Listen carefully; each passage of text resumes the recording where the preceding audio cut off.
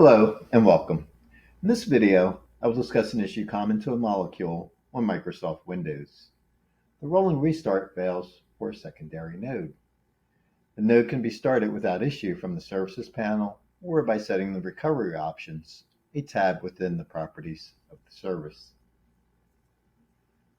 The data required to confirm the issue can be found within the installation path of the runtime.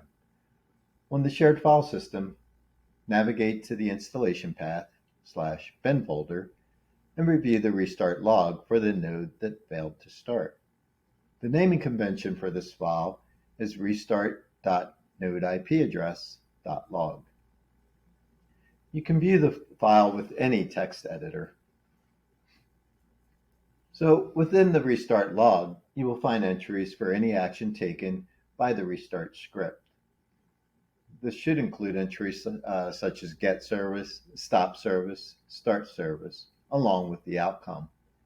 In this case, you will see an error, cannot find any service with the service name molecule, and then the molecule name referenced in the UI.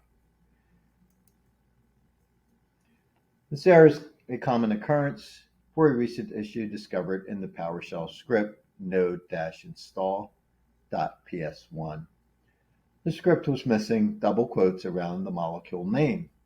In this case, the service name would get created with just the first part of the name string, resulting in just molecule. You can correct the issue by updating the node install script to include the missing double quotes. A service created with the corrected PowerShell script will create the correct service name in the registry. Thank you for listening to this video. My hope is that it gave you a better understanding of the product and the details required to resolve the issue.